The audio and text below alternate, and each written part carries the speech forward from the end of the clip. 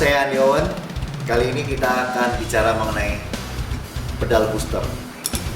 Sebenarnya awal pedal booster itu sejarahnya zaman dulu itu adanya itu karena ampli pada zaman itu kan paling baru 1 atau 2 channel ya.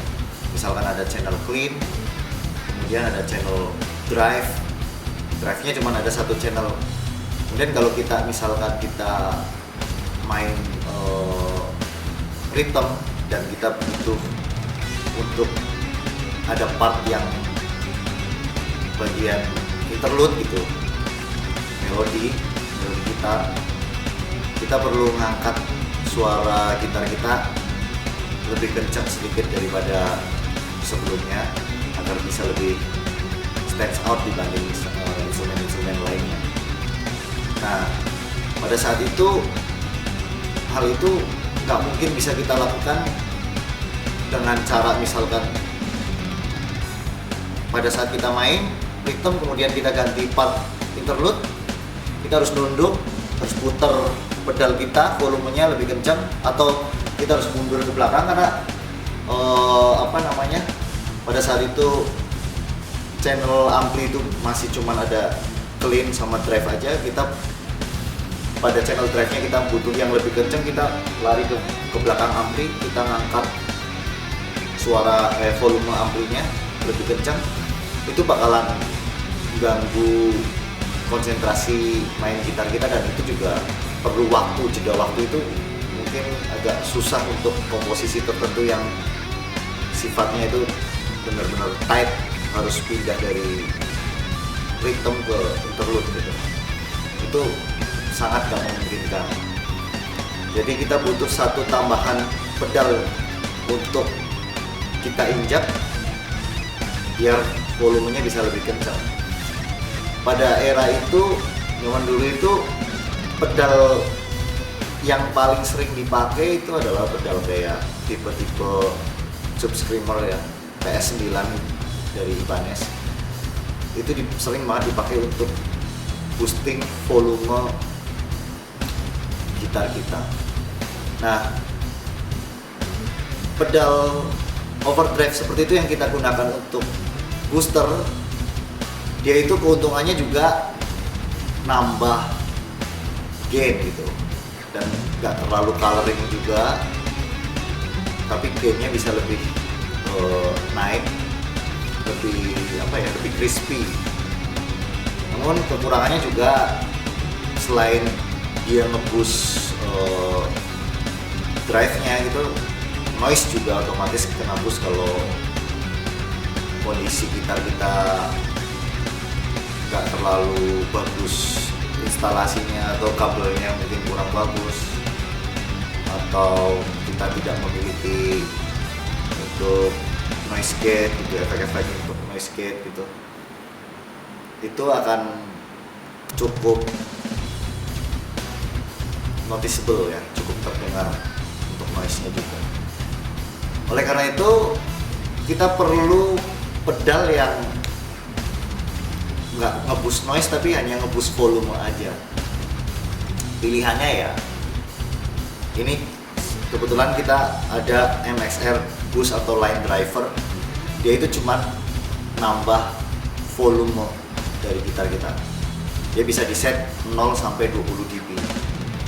Terus penempatannya gimana di dalam pedal board efek kita? Jadi kalau beberapa orang itu ada yang naruh di, mungkin ada kayak semacam perdebatan, apakah ini booster ini harusnya sudah pedal overdrive atau setelah drive atau sebelum drive, atau di mana nih line driver ini harus ditaruh di mana gitu. Tiap orang punya referensi sendiri, tapi kali ini saya mau share gimana saya gunain line driver ini atau booster ini, dan kenapa saya menaruhnya dalam susunan tertentu. Kita mau coba dulu masing-masing susunan dan kita mau dengerin bedanya itu kayak gimana. Oke, kita coba ya. Oke, yang pertama kita mau coba pasang line driver di awal rangkaian ya, atau lebih tepatnya sebelum drive. Aku pribadi sih nggak pakai rangkaian seperti ini ya, karena dengan ngerangkai booster sebelum drive itu efeknya itu kurang terasa gitu loh. Jadi beberapa orang banyak sekali yang mungkin mereka ada yang bilang, oh efek line driver jelek gitu, nggak terasa boostingnya. Nah sebenarnya mungkin karena mereka nggak tahu cara pakainya atau cara nyusunnya, terus sudah ngejudge efek tertentu ini jelek, atau efek A, efek B itu jelek gitu. Nah aku mau coba share tentang gimana cara aku nyusun atau gunain line driver ini. Oke, yang pertama ini kita coba susun di awal rangkaian atau sebelum drive tepatnya ya. Nah ini kondisinya sekarang aku kondisinya itu menggunakan drive dari pedal, jadi bukan dari ampli. Amplinya pakai clean. Setting sedikit.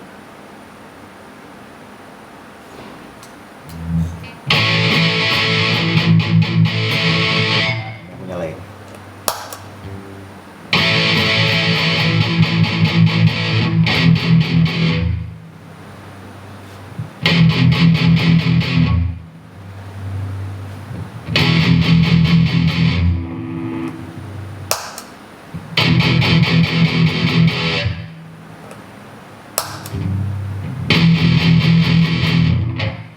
Oke. Itu tadi pertama aku pasang di awal rangkaian ya. Jadi efek dari line driver ini kurang terasa.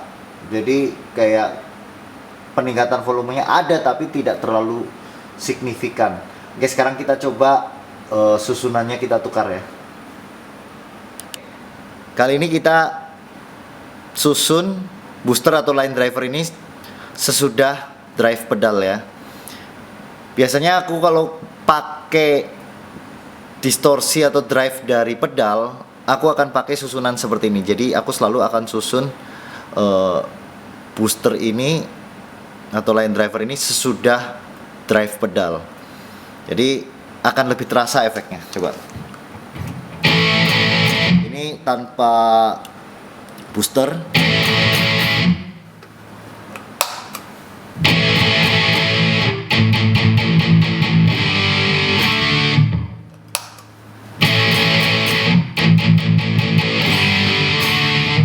Oke, coba aku naikin ya drive-nya, dB-nya.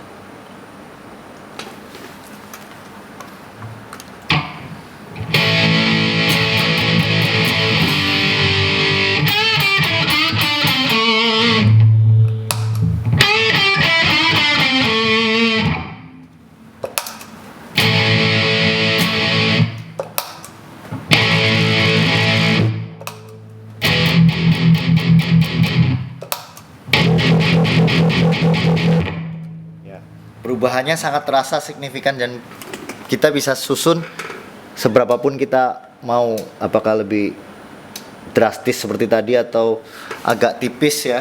Ini seperti ini tipis.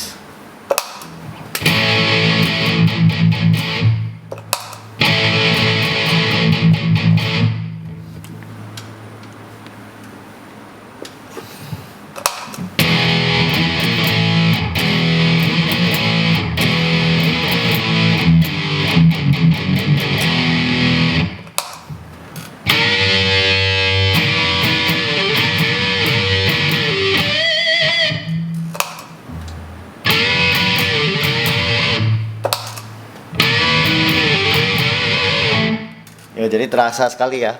Kalau kita mau fullin pasti kenceng banget.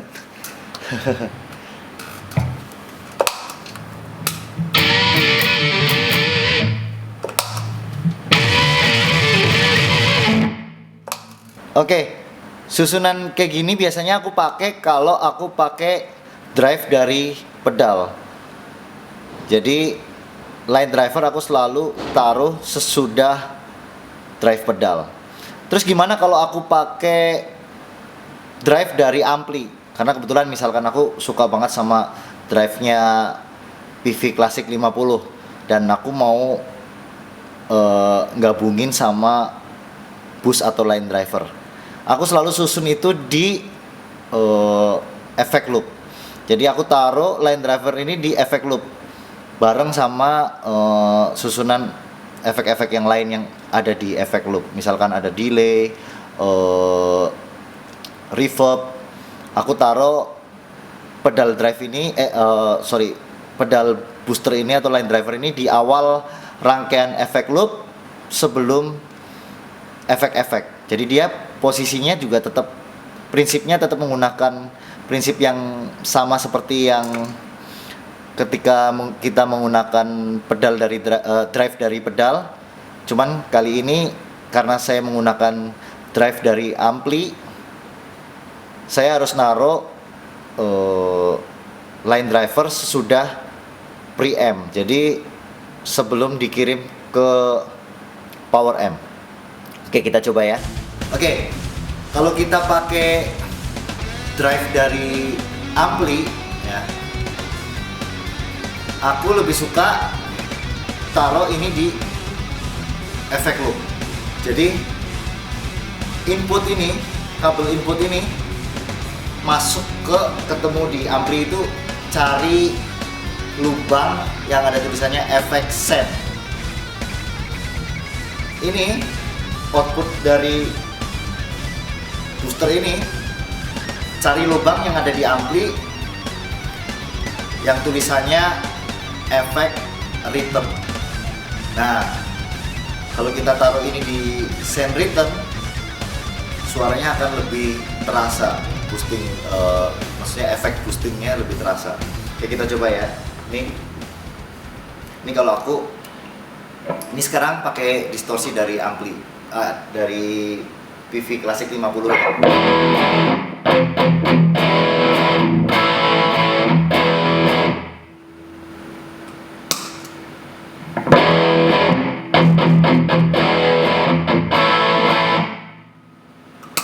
Kalau mau kencengin lagi masih bisa.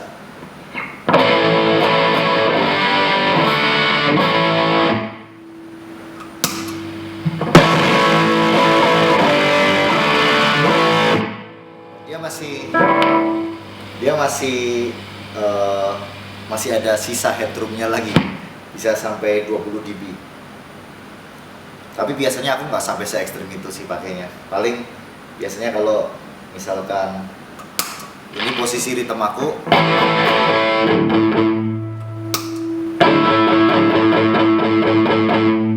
biasanya seperti ini biasanya aku pakai. Jadi misalkan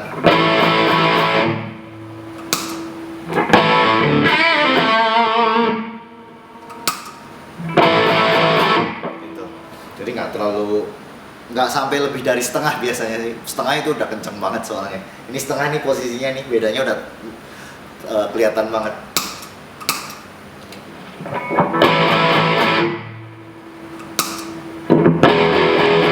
Udah cukup kelihatan. Tapi ya itu selera, terserah mau tergantung main di musik apa ya. Kalau metal mungkin yang lebih berisik mungkin perlu lebih kencang lagi kan. Ininya bisa di-adjust lagi sesuai dengan kebutuhan. Oke, ini kalau aku pakai distorsi atau pakai drive dari ampli. Nah, kebanyakan orang salah, suka naruh ini di input. Jadi kondisinya dari gitar masuk input ini, output masuk ke input ampli. Nah, itu kondisinya persis kayak yang tadi kita coba yang pertama. Jadi ini adanya sebelum drive, tentu efeknya kurang terasa.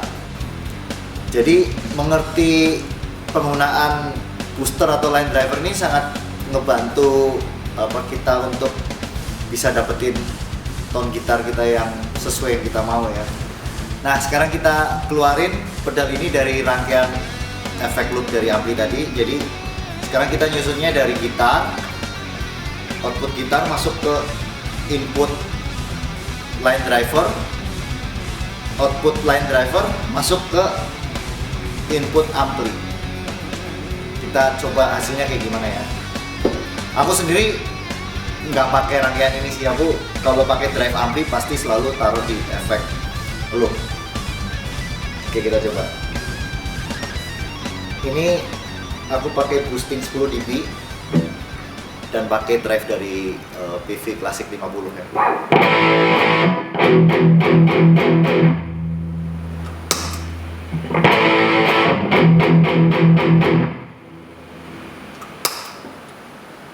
Sekarang aku pakai boosting paling maksimal.